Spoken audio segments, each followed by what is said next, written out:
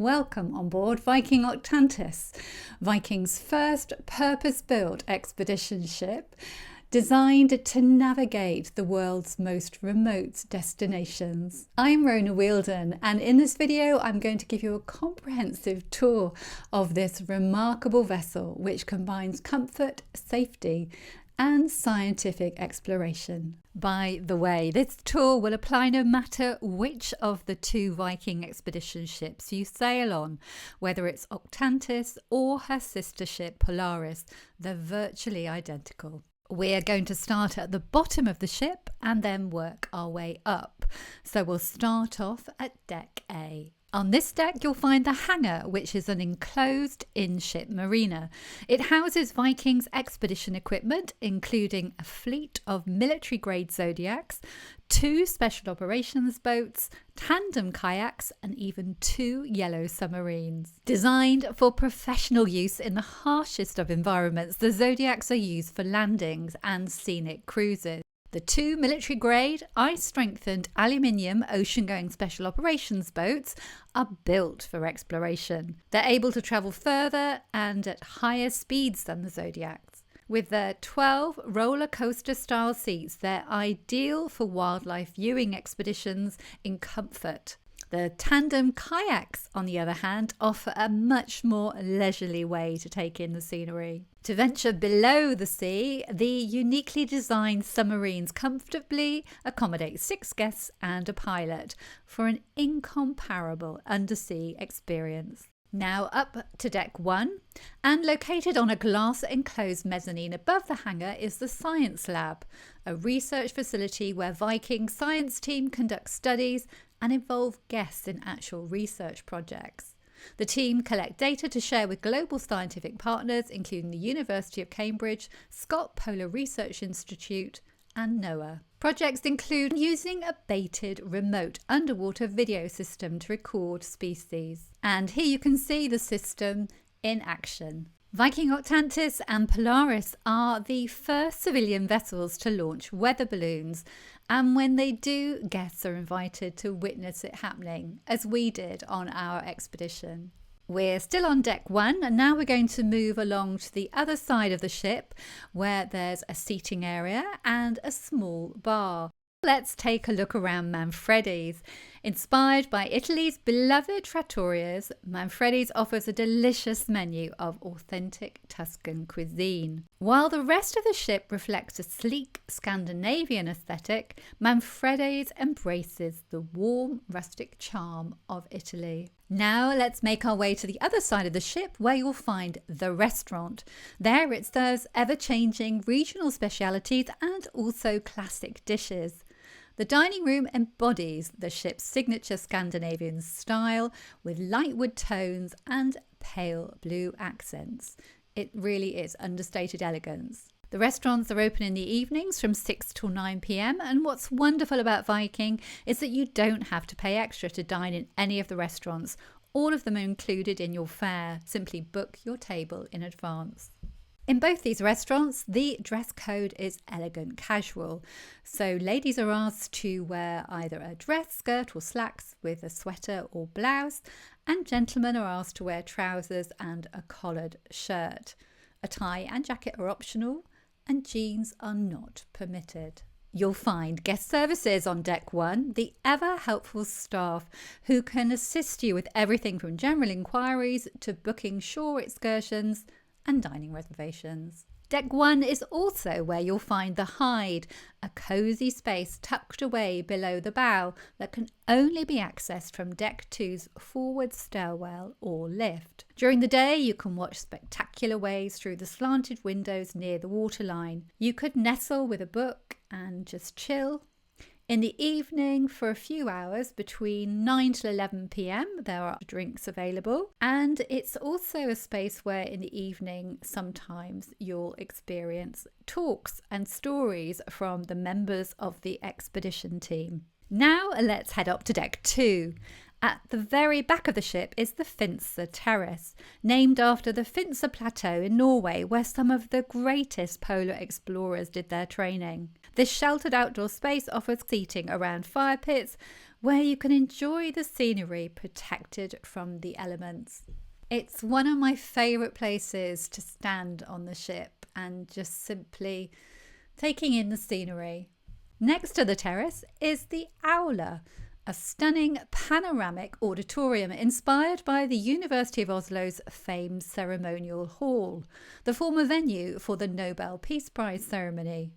This is where daily briefings take place together with Viking's enrichment programme of lectures and documentaries. The room features floor-to-ceiling windows and a 4K LED screen that spans nearly the entire back wall, retracting to reveal 270-degree views. In the Aula foyer, just outside the entrance, there is the option to help yourself to tea, coffee, and also water. We're now going to take a look around the Nordic Spa, which features a beautiful therapeutic pool with stunning views through floor-to-ceiling windows. The spa includes a sauna, steam room, snow grotto, and a covered outdoor badestamp, which is a traditional Norwegian wooden-sided hot tub. What's remarkable is that the entire spa area is complimentary for all guests. There are also several treatment rooms where you can book facials, massages, manicures and pedicures for an additional fee. Next to the spa, there's a hair salon,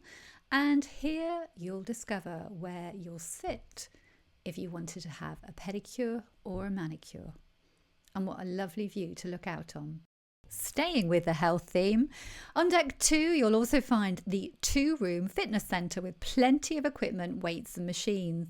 There really is nothing quite like running on a treadmill while watching breathtaking scenery pass by. A separate group exercise space offers yoga, Bosu balls and also digital exercise classes on a large screen TV. Now onto the studio, where hands-on workshops like knot tying take place, and it's also where you'll find life-sized wildlife models, and in this case they are of Antarctic wildlife, including penguins and bird species. There are also lots of books to help you discover more about the places you're visiting and the wildlife. Expedition Central is the hub where the expert team meet guests to discuss activities and share knowledge about destinations. It's also where you can track the ship's exact position on digital maps and study hard copy charts of the region. A whiteboard keeps a record of wildlife sightings, and there are further books to help you dive deeper into the area. In Expedition Central, there's also an example of a weather balloon, together with a baited remote underwater video system, which I mentioned earlier. It's used to record species and their behaviour, diversity and abundance. Have you noticed the amazing wire birds hanging from the ceiling? Now we're going to head up to deck 3, where you'll find the upper level of the Aula. On this floor you'll find the Nordic shop, which is a great place for buying souvenirs, mementos from your trip. You'll also find clothing there like jackets and sweaters, and also a fluffy toy or two. Handily, if you need to stock up on particular toiletries, then you may find that they stock them here too. Deck 3 houses many of the ship's staterooms for the 378 guests on board. Let's take a look around one of these staterooms, which is a deluxe Nordic balcony stateroom, and this is where my husband and I stayed on our Antarctic Explorer expedition. Room 3020 greeted us with a cosy 215 square foot space and a breathtaking view of the ocean. The moment we stepped inside, we were so impressed by the serene, Scandi chic design. Calming shades of blue and pale wood tones really did set the perfect tone for relaxation. The room featured a king-size Viking Explorer bed draped in luxury linens and pillows. Waiting for us on the bed were our Helly Hansen jackets and waterproof trousers, which we'd ordered in advance, perfect for the days ahead. On either side of the bed there were plug points and USB ports, but the room's true highlight, the Nordic balcony with floor-to-ceiling glass offering unobstructed views of the endless sea. With simple controls located right by the window, we could lower the glass and breathe in the fresh air. Also by these controls were the means to easily lower and raise the blackout blinds. Inside, the stateroom was thoughtfully arranged. The desk area was equipped with a notepad, phone and quiet vox units for our special operations boat excursions. We also discovered a lift-up mirror perfect for getting ready in the morning or evening, and every detail was thoughtfully taken care of, from the purified water replenished daily to the Viking daily and brochure placed on the table. Across from the desk, a cosy seating area invited relaxation with plush cushions and thoughtfully selected artwork, adding a personal touch. Next to this, a sleek shelving divider displayed a collection of books and 2 pairs of binoculars. The wardrobe offered ample storage, including a security safe, multiple drawers, and plenty of hanging space for all our belongings. Inside, we also found a hairdryer, plush robes, slippers, and an umbrella. Thoughtful details that added an extra layer of comfort and convenience. Another of the standout features in the room was the heated floor-to-ceiling drying closet, perfect for drying our jackets and boots after a day out in Antarctica. With a press of a silver button, the closet would stay warm for up to 3 hours, keeping everything cozy and ready to go. For entertainment, there was a flat screen television opposite the bed. It also offered access to a digital version of the Viking Daily, real-time updates on the ship's location, and a host of other features to keep us informed throughout the journey. The room was thoughtfully designed with under-bed storage for our suitcases and a coffee machine offering a selection of premium options. The minibar, stocked with soft drinks, water and snacks, was replenished daily. Near the entrance, we found the room controls, including climate control to ensure our room was always just the right temperature. The bathroom was a lovely calming space with a soothing colour scheme. It was stocked with complimentary body wash, shampoo, conditioner and body lotion. For our Antarctic journey, there were also thoughtful extras like sun cream, hand cream and lip balm. The powerful glass enclosed shower had user-friendly controls, and there was an anti-fog mirror in the bathroom as well. With underfloor heating and a shaver point, the bathroom struck the perfect balance between practicality and comfort. Here we are walking from our room towards the front of the ship, and that's where first of all you would come to the shelter, which is a partially enclosed area. And then in front of that is the bow. At the bow is a large forward viewing area that allows you to look ahead as the ship sails, and it really is one of the best spots to wildlife watch and also to take photographs and videos, and it's where we stood when we were going through the Le Maire Channel in the Antarctic. Now up to deck 4, where as well as many staterooms, you'll also find the lower level of the Explorer's Lounge at the bow of the ship. With its floor-to-ceiling windows, it's yet another place to watch for wildlife, and it's one of my favourite places actually on the ship to stop for a cup of tea in the morning or afternoon, or for a pre-dinner drink or after dinner drink in the evening. What's great is that you're completely protected from the elements and you can just simply sit and watch the world go by. Now up to deck 5, which is the social heart of the ship, and it features more dining venues and also gathering spaces. At the rear of the ship is the light-filled Aquavit Terrace with its indoor-outdoor design. The indoor-outdoor pool area features a retractable roof that can open in good weather. And you could also pop into one of the pools and admire the scenery. There are 3 different temperatures, and there's even an inside-out pass-through swimming experience. Here on the Aquavit Terrace is also a bar and a seating area if you would like to come and have your breakfast, lunch or dinner in this area. Head towards the front of the ship and you'll come across the World Cafe, which is the most popular place to eat. It's open for breakfast, lunch and dinner. Breakfast hours are 7 to 9:30 a.m, lunch is from 11:30 till 2, and dinner is from 6 to 8:30. It's a buffet service with an open grill with live cooking, premium sushi and seafood, and a very impressive salad bar. There's also a 24-hour bakery and tea and coffee station. I'm going to give you a much more in-depth tour around the World Cafe for breakfast, lunch and dinner in a separate video, so do look out for that.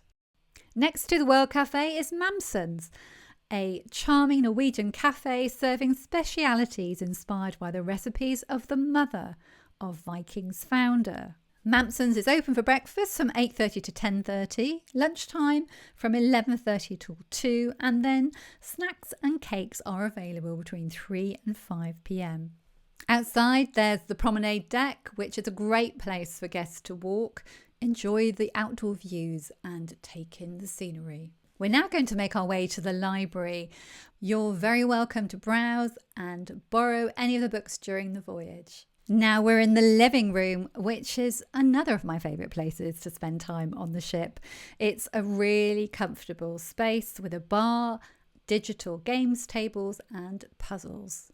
Now we're going to head up to deck 6, where there's an open deck area with comfortable seating. We were so fortunate on the Antarctic Explorer itinerary, as on one of the days when the weather was absolutely incredible, there was a barbecue up on deck 6.